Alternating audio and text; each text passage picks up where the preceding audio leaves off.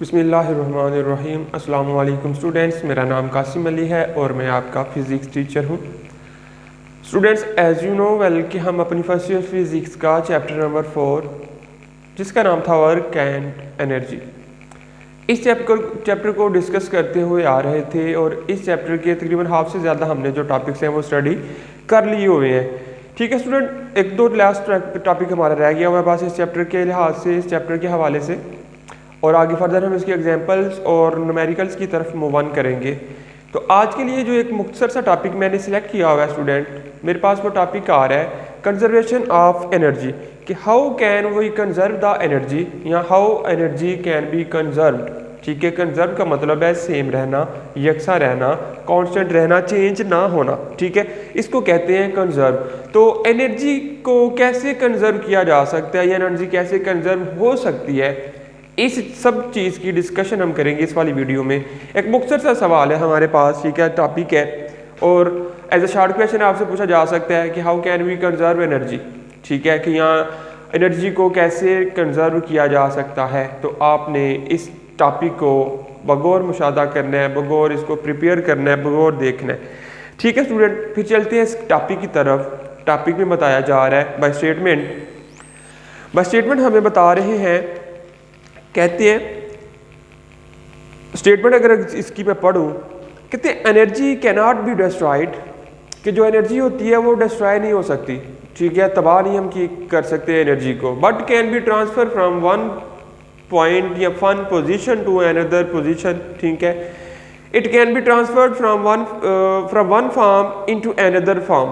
ठीक है, it can be transfer from one form to another form, but the total amount of energy remains constant. लेकिन इस case में जो total amount of energy होती है वो कांस्टेंट रहती है, वो चेंज नहीं होती। ठीक है, स्टेटमेंट में इसकी लिखता हूं डेफिनेशन के लिहाज से। स्टेटमेंट में कहते हैं energy can not be destroyed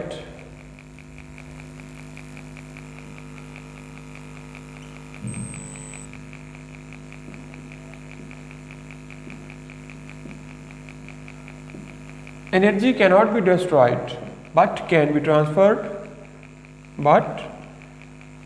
be transferred from one form to another। ठीक है, but the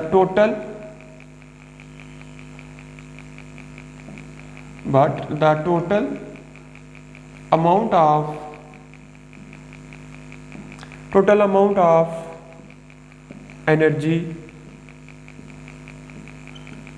remains constant।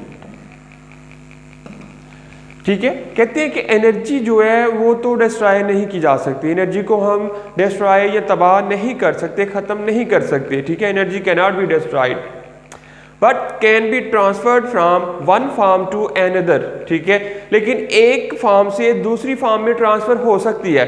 इस केस में भी क्या होता है कि जब ट्रांसफर भी आप करते हैं तो टोटल अमाउंट जो होती है एनर्जी की वो कांस्टेंट रहती है, वो चेंज नहीं होती। ठीक है, total amount of energy remains conserved या रिमेन्स कांस्टेंट, और ये कांस्टेंट रहना ही कहलाता है कंजर्वेशन ऑफ एनर्जी।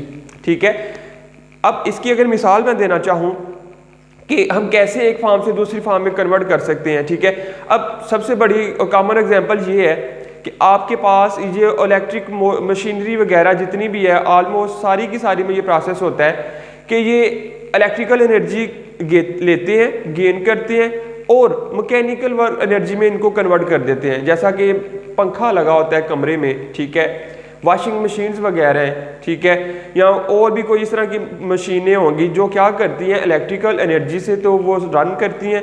रन करने के लिए उनको इलेक्ट्रिकल एनर्जी चाहिए होती है, लेकिन उनसे जो वर्किंग ली जाती है, उनसे जो एनर्जी आगे फर्दर हासिल की जाती है वो मैकेनिकल एनर्जी होती है। ठीक है, यानी एक फार्म से दूसरी फार्म में कन्वर्ट हो गई। दूसरी एग्जांपल, ये जो सोलर सिस्टम्स हमारे पास होते हैं, ठीक है, सोलर सिस्टम में क्या प्रोसेस यूज होता है कि हम लाइट एनर्जी या सूरज की जो एनर्जी होती है उसको कन्वर्ट करते हैं इलेक्ट्रिकल एनर्जी में। ये भी एनर्जी एक फॉर्म में दूसरी फॉर्म में ट्रांसफर हो रही है, ठीक है। लेकिन टोटल अमाउंट जो होती है वो क्या रहती है, मेन मकसद बताने का ये है कि टोटल जो अमाउंट होती है वो कंजर्व रहती है, वो चेंज नहीं होती, ठीक है। Conservation of mechanical energy, mechanical energy को कैसे कंजर्व किया जाता है, conservation of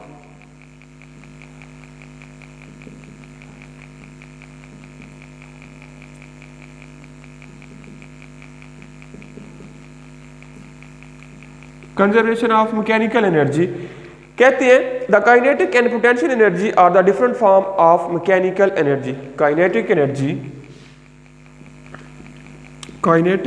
energy and potential energy are the different forms of mechanical energy के जो काइनेटिक एनर्जी है और पोटेंशियल एनर्जी है वो डिफरेंट फॉर्म है किसकी, मैकेनिकल एनर्जी की, ऑफ मैकेनिकल एनर्जी, ठीक है। चैप्टर के टॉपिक में जो एनर्जी का टॉपिक हमने पढ़ा था उधर भी हमने पढ़ा था कि एनर्जी की डेफिनेशन के बाद हमने टाइप्स ऑफ मैकेनिकल एनर्जी पढ़ा था, उधर भी यही बताया गया कि जो काइनेटिक एनर्जी है और मैकेनिकल एनर्जी, और काइनेटिक एनर्जी और पोटेंशियल एनर्जी ये दोनों टाइप्स हैं किसकी, मैकेनिकल एनर्जी की। कहते थे total mechanical energy of the body is equal to the sum of kinetic energy and potential energy.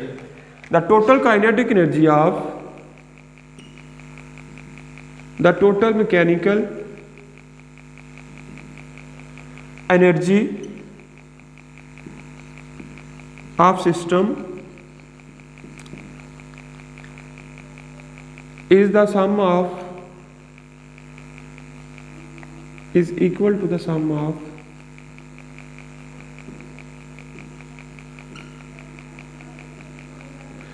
of kinetic energy and potential energy. कि अगर आपने किसी भी सिस्टम की टोटल एनर्जी को मालूम करना है तो टोटल एनर्जी मालूम करने के लिए आप क्या करेंगे, उसकी जो काइनेटिक एनर्जी है और उसकी जो पोटेंशियल एनर्जी है दोनों को सम अप करेंगे तो आपके पास टोटल एनर्जी आ जाएगी of the system.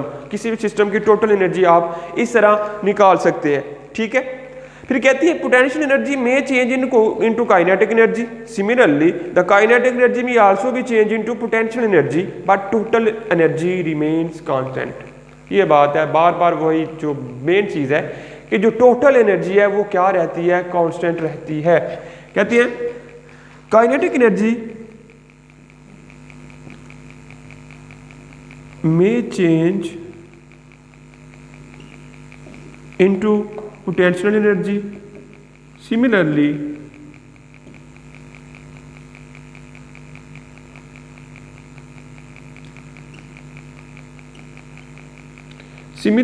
potential energy may also be changed into kinetic energy, but total energy remains constant।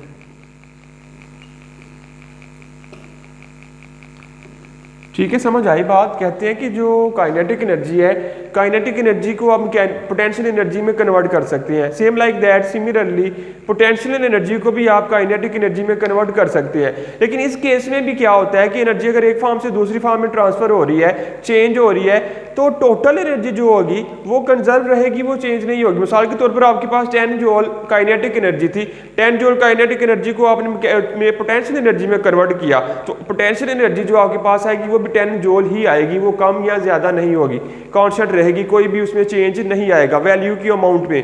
ठीक है, एनर्जी की अमाउंट में चेंज नहीं आएगा, वैसे उसकी फॉर्म चेंज हो सकती है, एक फॉर्म से दूसरी फॉर्म में ट्रांसफर हो सकती है, लेकिन टोटल एनर्जी की अमाउंट में कोई चेंज नहीं आता, वो थ्रू आउट कांस्टेंट रहती है।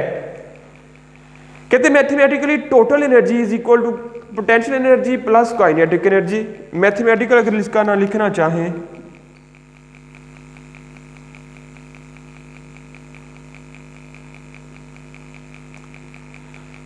कहते हैं total energy is equal to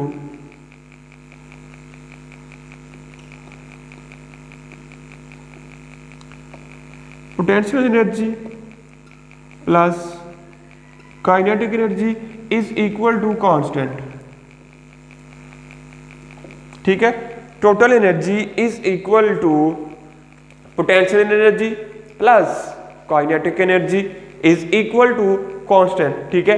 total energy जो होती है सम होती है पोटेंशियल एनर्जी का और काइनेटिक एनर्जी का, और इनकी जो अमाउंट रहती है, टोटल अमाउंट जो रहती है वो क्या रहेगी, कांस्टेंट रहेगी, वो चेंज नहीं हो पाएगी।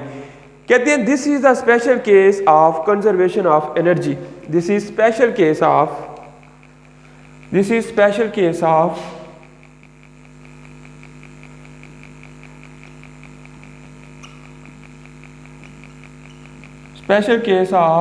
Conservation of energy.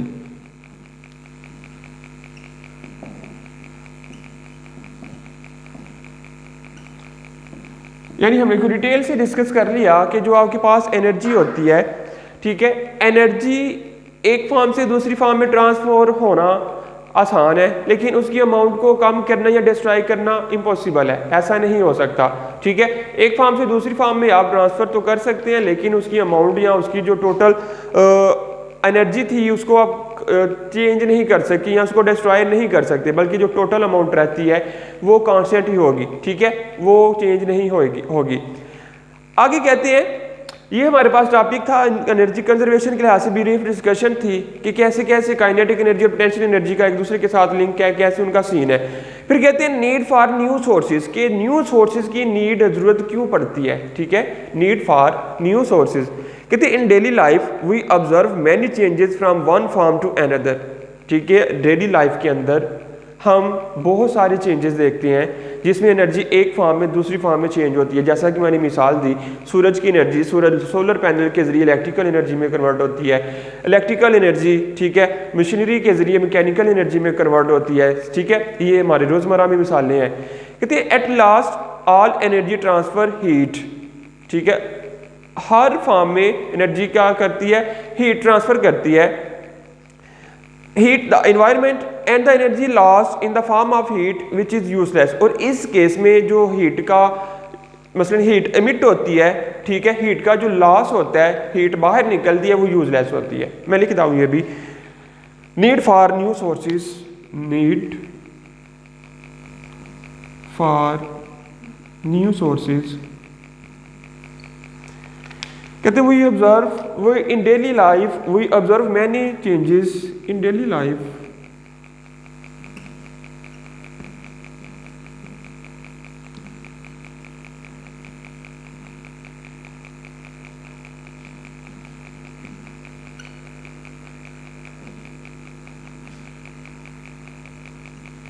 in daily life we observe many changes from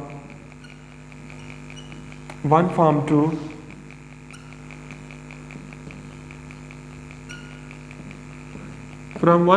another, ठीक है। कहते हैं at last all energy transfer heat, at last all energy transfer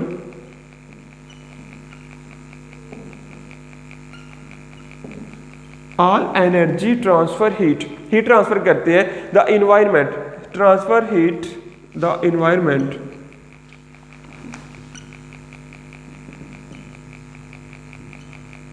ठीक है। एनर्जी ट्रांसफर हीट मतलब एक चीज फॉर्म में दूसरी फॉर्म में जब कोई एनर्जी ट्रांसफर होती है तो क्या होती है कि एनर्जी का लॉस होता है, एनर्जी इमिट होती है, ठीक है, हीटअप होगी बॉडी, कोई भी थी, कोई भी ऑब्जेक्ट था, वो हीटअप होता है। लेकिन कहते हैं in the form of heat, ठीक है, and energy is lost in the form of heat, के जो एनर्जी का लॉस होता है वो हीट की फॉर्म में लॉस होता है, विच इज यूजलेस, ठीक है। एनर्जी इज लॉस्ट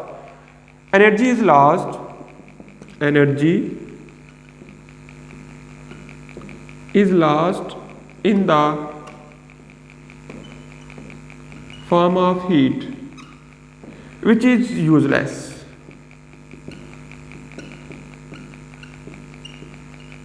ठीक है।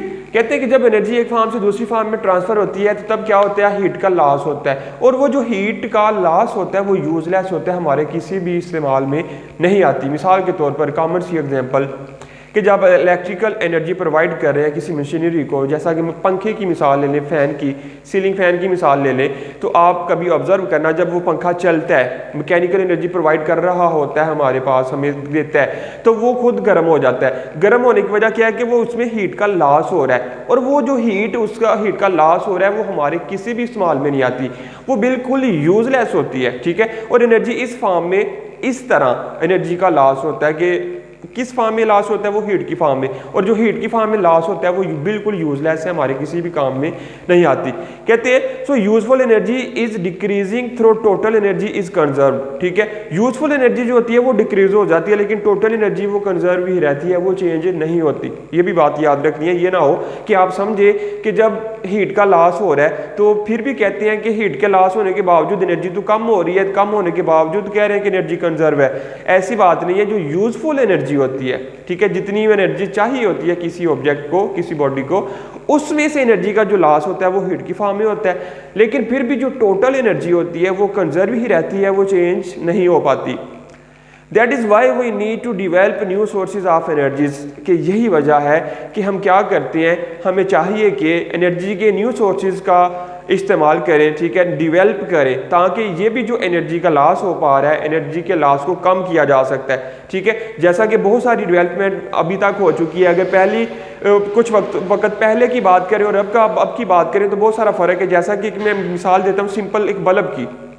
पहले जो आपके पास बल्ब आते थे फिलामेंट बल्ब्स, ठीक है, वो आपको अगर किसी ने देखे हो, किसी के माइंड में हो, जैसा कि वो येलो लाइट वाले बल्ब होते थे, ठीक है, 100 वाट 60 वाट इतने वो तकरीबन वाट के आते थे, और बहुत होते तो चीप थे बाय प्राइस, लेकिन वो बिल के ऊपर उनकी सही तरह से उनका असर पड़ता था, यानी बहुत एनर्जी कंज्यूम करते थे।